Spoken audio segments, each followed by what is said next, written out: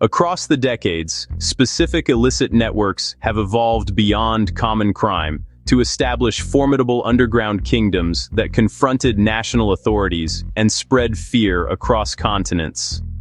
Today, we're revealing 5 of the most fearsome criminal syndicates whose activities transform the landscape of organized lawlessness. Hit subscribe on the Record Vault to discover more gripping explorations of the underworld and its societal consequences. Kicking off at number 5, the Medellin cartel. Under Pablo Escobar's command throughout the 1980s, this Colombian narcotics dynasty dominated 80% of worldwide cocaine distribution at maximum strength, producing income surpassing $20 billion each year.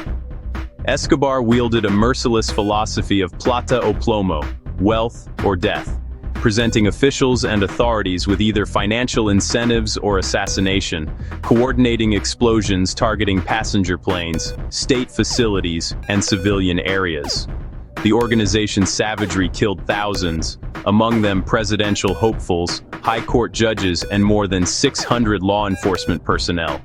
Yet Escobar concurrently projected a folk hero persona through constructing homes for destitute neighborhoods, forging a contradictory reputation that continues dividing Colombian perspectives long after his demise. Advancing to number 4, the Yakuza, Japan's age-old crime confederations, function with remarkable visibility, operating official offices, distributing publications, and occupying an ambiguous zone between criminal activity and traditional establishment.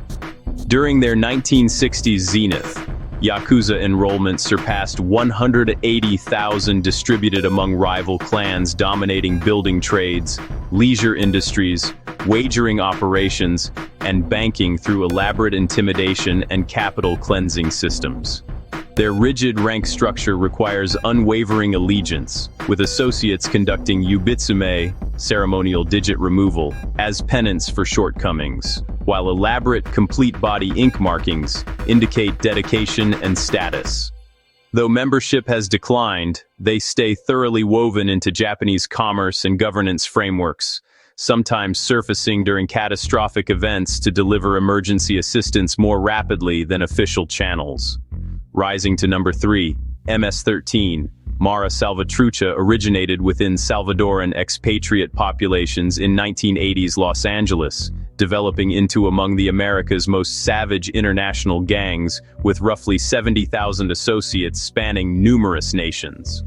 Recognized for excessive brutality involving blade violence and civilian victimization, MS-13 functions via autonomous units, rendering them challenging to eliminate, participating in people smuggling, narcotic commerce, intimidation schemes, and assassination services.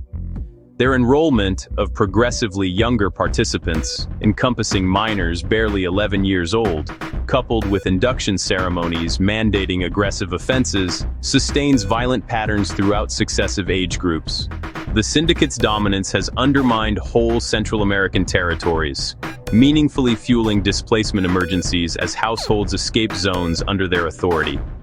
Climbing to number 2, the Sicilian Mafia, La Cosa Nostra, epitomizes the archetype of contemporary organized criminality, functioning across 150-plus years as an alternative authority throughout Sicily and internationally, determining commercial dealings, adjudicating conflicts, and manipulating electoral results via methodical brutality and institutional compromise.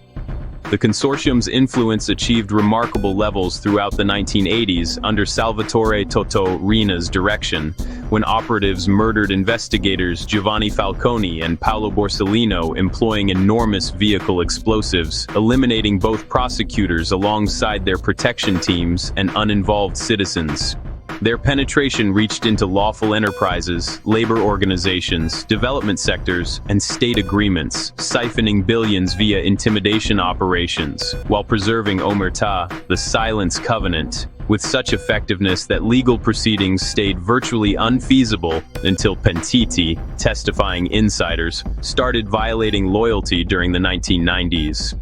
And securing the most formidable number 1 position, Los Zetas, initially distinguished Mexican armed forces commandos who abandoned their posts to serve the Gulf cartel, Los Zetas evolved into an autonomous entity that transformed narcotics warfare via battlefield strategies and cutting-edge capabilities. They instituted extraordinary savagery throughout the trafficking business, encompassing collective killings, conspicuous exhibition of disfigured remains, and assaults upon non-combatant communities for regional dominance, with isolated events like the 2011 San Fernando slaughter producing 193 casualties. Expanding past narcotics, they branched into fuel piracy, immigration exploitation, abduction enterprises, and geographic tribute collection, fundamentally operating as a guerrilla movement administering complete Mexican provinces.